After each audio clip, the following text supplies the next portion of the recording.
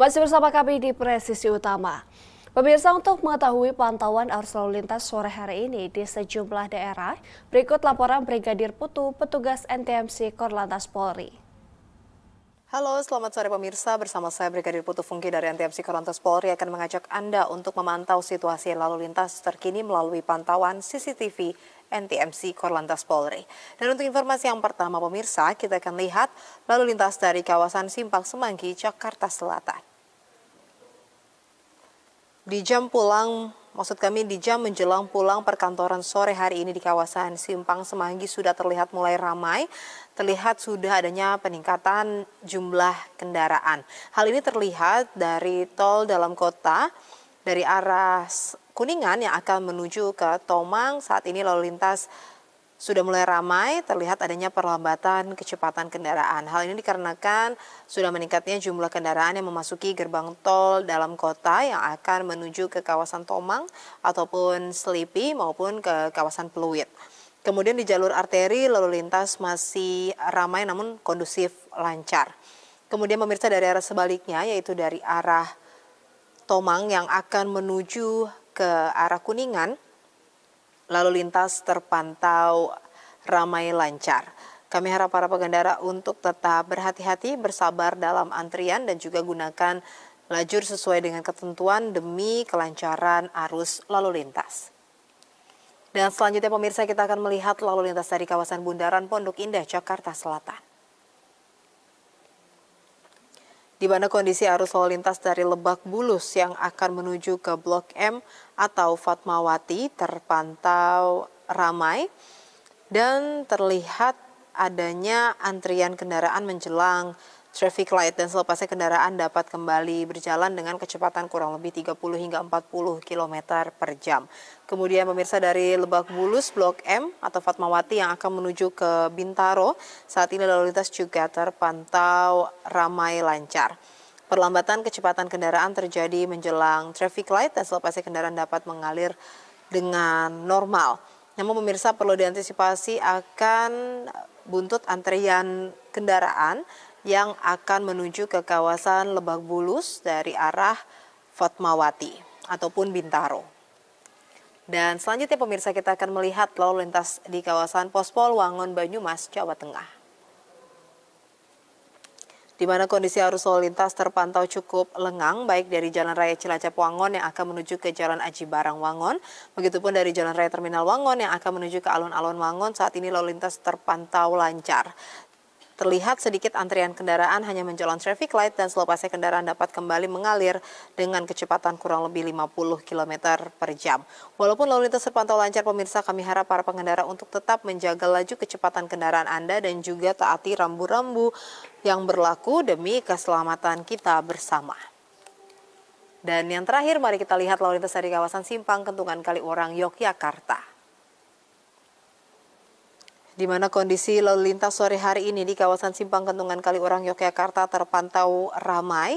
Hal ini terlihat dari antrian kendaraan menjelang traffic light kurang lebih 100 hingga 200 meter ke belakang, baik dari kota Jogja atau UGM yang akan menuju ke Kaliurang, Pakem maupun Jombor. Begitupun dari arah Kaliurang atau Pakem yang akan menuju ke kota Jogja, ataupun yang akan menuju ke Maguwoharjo ataupun Solo, terpantau saat ini lalu lintas ramai. Namun masih dapat melaju dengan kecepatan kurang lebih 40 km per jam. Dan juga kendaraan didominasi oleh kendaraan pribadi roda 2 dan juga roda 4. Harap para pengendara untuk berhenti di belakang garis stop dan memberikan kepada pengguna jalan lainnya untuk menyeberang ataupun melintas. Dan kami harap para pengendara dapat mematuhi aturan lalu lintas yang berlaku demi keselamatan diri Anda pribadi dan juga pengguna jalan lainnya. Pemirsa, mari selalu patuhi marka jalan yang berlaku, rambu lalu lintas, dan selalu berhati-hati dalam berkendara, serta waspada terhadap cuaca yang tidak menentu.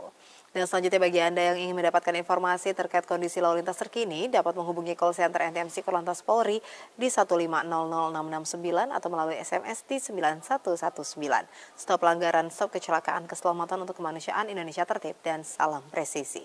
Demikian saya Brigadir Putu Fungki melaporkan, semoga bermanfaat dan tetap hati-hati di jalan. Di informasi berikutnya pemirsa, peringatan Hari Kesatuan Gerak Bayangkari ke-73 berlangsung pada 23 Oktober 2025. Dalam kesempatan tersebut, Ketua Bayangkari menyampaikan penghormatan kepada organisasi Bayangkari yang sudah mengabdi selama 73 tahun. Berikut informasi selengkapnya untuk Anda. Peringatan Hari Kesatuan Gerak Bayangkari ke-73 digelar dengan tema Bayangkari Berkarya Mendukung Polri untuk Masyarakat. Nyonya Juliati Sigit Prabowo mengatakan, peringatan Hari Kesatuan Gerak Bayangkari menjadi momen yang sangat spesial dan istimewa untuk menghormati peran dan perjuangan 73 tahun organisasi Bayangkari dalam mendukung Bayangkari. Sebelumnya, rangkaian kegiatan dimulai dengan penayangan video perjalanan 73 tahun dukungan Bayangkari untuk Polri, dilanjutkan dengan rangkaian upacara peringatan. Seiring bertambahnya usia Bayangkari, tantangan ke depan tentu semakin besar. Namun dengan semangat kebersamaan dan pengabdian, saya yakin Bayangkari mampu menghadapinya dengan baik. Mari kita jadikan peringatan Hari Kesatuan Gerak Bayangkari ke-73 tahun 2025 ini sebagai momentum untuk meneguhkan tekad, memperkuat persaudaraan dan memperluas karya nyata demi keluarga, masyarakat, bangsa, dan negara. Kapolri mengapresiasi kepada organisasi Bayangkari atas peran, kiprah, dan dukungannya terhadap kinerja polisi, sekaligus peran Bayangkari dalam melaksanakan program-program pemerintah di bidang pendidikan, kesehatan, dan pembangunan kesejahteraan masyarakat. Bayangkari mengalirkan energi positif melalui karya nyata, mulai dari bakti sosial, pendidikan anak bangsa, pembangunan ekonomi, hingga dukungan kemanusiaan. Sungai Bayangkari adalah aliran kasih dan kepedulian yang menyuburkan ladang pengabdian Polri di tengah masyarakat. Oleh karena itu, tentunya kami para Bayangkara mengucapkan terima kasih kepada para Bayangkari. Terus jadilah sungai yang mengalir sejuk dan selalu menyirami dan mendinginkan hati para suami, hati para Bayangkara.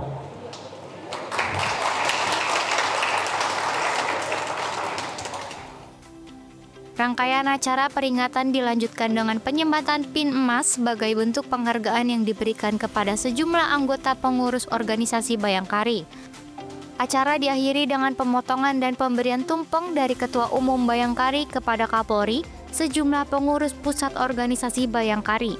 Pada kesempatan ini, Bank Rakyat Indonesia juga memberikan bantuan pendidikan untuk anak-anak yang membutuhkan. Bantuan ini diserahkan oleh Vice President Bank Rakyat Indonesia kepada organisasi Bayangkari. Organisasi Bayangkari terus berkomitmen untuk memberikan kontribusi nyata bagi Polri, mendukung pembangunan nasional dan program pemerintah. Dari Jakarta, Atianuma Rizky Firmansyah, Polri TV. Di informasi lainnya pemirsa, DTP Narkoba Bareskrim Polri bersama Polda Jajaran mengungkap peredaran jaringan narkotika periode Januari hingga Oktober 2025. Sebanyak 51.763 orang tersangka berhasil ditahan, 150 diantaranya merupakan anak-anak. Dari hasil pengungkapan Bareskrim Polri bersama Polda Jajaran, tim mengungkap 38.934 kasus narkoba dengan total 51.763 orang tersangka yang berhasil ditahan. Adapun jumlah barang bukti yang berhasil disita mencapai 197,71 ton narkoba dari berbagai jenis. Sedangkan dari hasil pengungkapan di Tipit Narkoba Bareskrim Polri mengungkap 111 kasus narkoba dengan jumlah 172 orang tersangka dan penyitaan sebanyak 182,34 ton barang bukti narkoba. Selain itu, Polri juga berhasil mengusut tindak pidana pencucian uang yang bersumber dari bisnis narkoba dengan total senilai 221 miliar 386 juta rupiah dan mengamankan 20 tersangka. Tentu Polri berkomitmen menjaga keamanan nasional serta memutus rantai peredaran narkotika. Dari Jakarta, Tim Liputan Polri TV. Pemirsa tetaplah bersama kami, Presisi Utama akan segera kembali.